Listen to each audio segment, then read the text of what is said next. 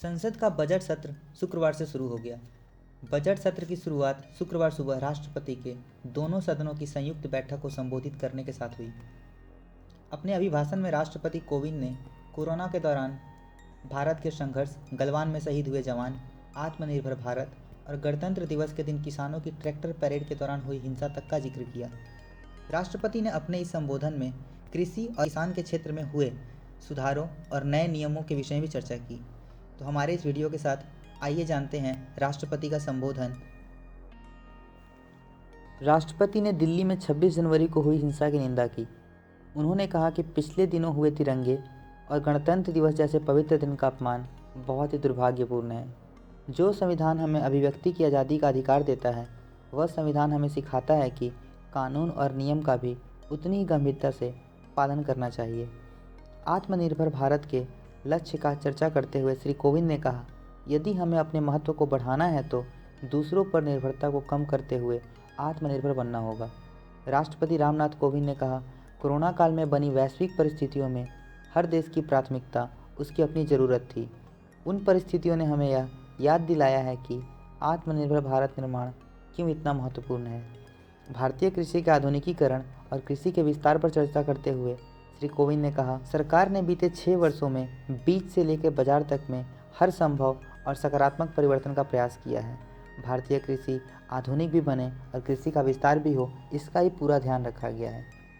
स्वामीनाथन आयोग की सिफारिशों की चर्चा करते हुए श्री कोविंद ने बताया कि किसानों के हितों के लिए सरकार गंभीर है। मेरी सरकार ने स्वामीनाथन आयोग की सिफारिशों को लागू करते हुए लागत से 1.5 गुना एमएसपी देने का फैसला भी किया था। मेरी सरकार आज न सिर्फ एमएसपी पर रिकॉर्ड खरीदारी कर रही है, साथ ही साथ खरीदारी केंद्रों की संख्या भी बढ़ा रही है। सरकार सिंचाई के पुराने तरीकों को पूरा करने के साथ साथ आधुनिक तरीके भी किसानों तक पहुंचा रही है। जिन किसानों के पास 1 या 2 हेक्टेयर ज़मीन है, उनकी सरकार पर विशेष ध्यान है। राष्ट्रपति ने आंकड़ों को बताते हुए कहा कि देश के 80% छोटे सीमांत किसान हैं, जिनकी देश में कुल संख्या 10 करोड़ से अधिक के आसपास है। ऐसे किसानों के लिए उनकी सरकार हर संभव मदद के लिए कार्य कर रही है।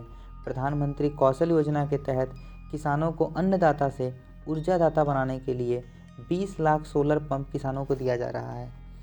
प्रधानमंत्री कृषि सम्मान निधि योजना के तहत 1,13,000 करोड़ रुपए छोटे सीमांत किसानों को सीधे उनके बैंक खातों में वितरित किया जा चुका है। श्री कोविंद ने फसल की पैदावार पर चर्चा करते हुए कहा कि 2008 से 2009 में देश की पैदावार 234 मिलियन टन थी, वही आज बढ़कर 296 मिलियन टन हो चुकी है। इसी अवधि में सब्जी और फलों के उत्पादन में भी बढ़ोतरी हुई है। 215 मिलियन टन से बढ़कर 320 मिलियन टन सब्जी और फल की पैदावार अभी हो रही है। श्री कोविंद ने सरकार द्वारा पिछले 5 सालों में किसानों को की गई आर्थिक सहायता का भी जिक्र किया। आंकड़ों की बात करते हुए श्री कोविंद ने कहा कि फसल बीमा योजना के तहत पिछले 5 सालों में प्रीमियम के एवज में किसानों को 17,000 करोड़ रुपए दिया जा चुका है और लगभग 90,000 करोड़ रुपए की धनराशि मुआवजे के तौर पर किसानों को दिया गया है। सरकार किसानों को हर संभव मदद करने के लिए हमेशा तत्पर है। देश भर में शुरू की गई किसान रेल भारत के किसानों को एक नया बाजार उपलब्ध करा रही है और नया अध्याय लिख रही है। ज़्यादा किसान रेल चलाई जा चुकी है, जिनके माध्यम से 38,000 टन से ज़्यादा अनाज, फल और सब्जियां एक क्षेत्र से दूसरे क्षेत्र तक भेजी गई हैं। राष्ट्रपति श्री कोविंद ने कहा कि मेरी सरकार स्पष्ट करना चाहती है कि 3 कृषि कानून बनने से पहले पुरानी व्यवस्थाओं के तहत जो अधिकार थे, उनमें कहीं कोई कमी नहीं की गई है। सरकार ने किसानों को नई सुविधाएं उपलब्ध कराने के साथ साथ नए अधिकार भी दिए हैं। मेरी सरकार आधुनिक कृषि इंफ्रास्ट्रक्चर पर विशेष ध्यान दे रही है। इसके लिए 1 लाख करोड़ रुपए की एग्रीकल्चरल इंफ्रास्ट्रक्चर फंड की शुरुआत की गई है। सेंट्रल हॉल में अपने अभिभाषण के दौरान श्री कोविंद ने कहा कि मौजूदा वक्त में इन कानूनों को लागू करने पर सुप्रीम कोर्ट ने रोक लगा दी है। सुप्रीम कोर्ट के निर्णय का पूरा सम्मान करते हुए सरकार इसका पालन करेगी। उन्होंने कहा कि सरकार ने डेयरी क्षेत्र में स्थापना और निवेश को प्रोत्साहित करने के लिए 15,000 करोड़ के पशुपालन अवसंरचना विकास कोष की भी स्थापना की है। सरकार ने अभिव्यक्ति की आज़ादी और शांतिपूर्ण आंदोलन का हमेशा सम्मान किया है। मगर इसका ये कतई मतलब नहीं कि लोग दूसरों के जनजीवन को प्रभावित करके अपनी बातों को प्रस्तुत करें। राष्ट्रपति ने अपने अभिभाषण में कृषि कानूनों की तारीफ की। उन्होंने कहा कि व्यापक विमर्श के बाद 7 महीने पहले जिन 3 महत्वपूर्ण कानूनों को पारित किया गया था, उससे सबसे बड़ा लाभ 10 करोड़ से अधिक छोटे किसानों को तुरंत मिलना शुरू हो चुका है।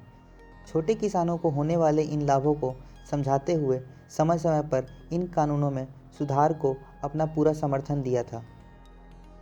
राष्ट्रपति ने कहा कि मेरी सरकार स्पष्ट करना चाहती है कि 3 नए कृषि कानून बनने से पहले पुरानी व्यवस्थाओं के तहत जो अधिकार थे तथा जो सुविधाएं थीं, उनमें कहीं कोई कमी नहीं की गई है, बल्कि इन कृषि सुधारों के जरिए किसानों को नई सुविधाएं उपलब्ध कराने के साथ साथ नए अधिकार भी दिए गए हैं।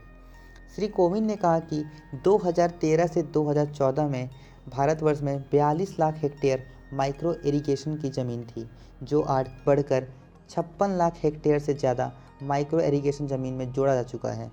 राष्ट्रपति श्री रामनाथ कोविंद ने कहा कि आत्मनिर्भर भारत का अभियान केवल भारत में निर्माण तक ही सीमित नहीं है, बल्कि अब भारत के हर नागरिक के जीवन स्तर से ऊपर उठाने तथा देश को बढ़ाने का अभियान है। राष्ट्रपति रामनाथ कोविंद ने कहा कि मुझे संतोष है कि कोरोना काल में मेरी सरकार ने समय पर लिए गए सटीक फैसलों से लाखों देशवासियों का जीवन बचा है। आज देश में कोरोना के मरीज की संख्या तेज़ी से घट रही है। ठीक हो चुके मरीजों की संख्या भी बहुत अधिक है। साथ ही नई सरकार ने इस बात का भी ध्यान रखा है कि किसी गरीब को भूखा न रहना पड़े। राष्ट्रपति ने यह भी स्पष्ट कर दिया कि हमें याद रखना चाहिए कि आत्मनिर्भर भारत का निर्माण क्यों इतना महत्वपूर्ण है। इस वीडियो को रिकॉर्ड किए जाने तक किसान आंदोलन पे लाइव अपडेट ये थी कि कल शाम तक यानी 28 तारीख की शाम तक, जहां एक तरफ ये लग रहा था कि सशस्त्र बलों द्वारा वहां के किसानों को हटाया जा सकता है और कुछ हद तक सरकार इसमें सफल भी दिख रही थी, पर राकेश टिकैत के एक वायरल वीडियो ने पूरा पासा ही पलट दिया। राकेश टिकैत का वीडियो वायरल होने के बाद फिर से गाजीपुर बॉर्डर पर किसानों की संख्या बढ़ने लगी। देखते ही देखते सुबह तक वहां पर लाखों की भीड़ जमा हो गई। फिर सुबह के समय ये देखा गया कि वहाँ के स्थानीय लोगों और किसानों के बीच झड़प हो गई, जिसमें पुलिस ने और सुरक्षा बलों ने सहयोग किया और इस मामले को शांत कराने की पूर्ण कोशिश की, पर यह मामला रुकने का नाम नहीं ले रहा है और किसान अभी भी गाजीपुर बॉर्डर पे बैठे हुए हैं। देखते हैं कि ये मामला कब तक कैसे शांत होता है या सरकार कैसे किसानों के साथ समझौता करती है। आज के लिए इतना ही। फिर आपसे जुड़ेंगे अगले वीडियो में किसी नए फैक्ट्स के साथ। तब तक के लिए चैनल को सब्सक्राइब करें और वीडियो लाइक करना ना भूलें। जय हिंद।